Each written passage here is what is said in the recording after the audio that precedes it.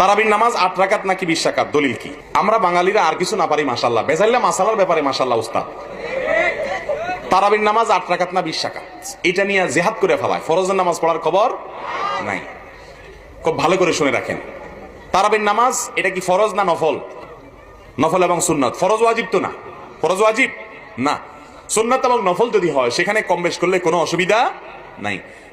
কিন্তু ফরজে কম বেশ করা, জোহরের ফরজ 4 রাকাত, 6 রাকাত পড়া যাবে, 2 রাকাত পড়া যাবে, কিন্তু সুন্নাত বা নফল এগুলা কম বেশ করলে কোনো অসুবিধা হয় না।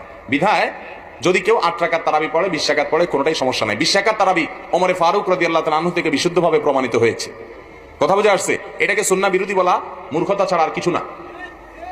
এবং খোদ সৌদি আরবের বড় বড় স্কলারগণ পর্যন্ত 20 রাকাত এবং 8 রাকাত উভয়টাকেই সুন্নাহ বলেছেন। 8 রাকাত পড়লেও সুন্নাত আদায় হবে, 20 রাকাত পড়লেও সুন্নাত আদায় হবে, তবে এটা নিয়ে ঝগড়া করলে সুন্নাত আদায় হবে না।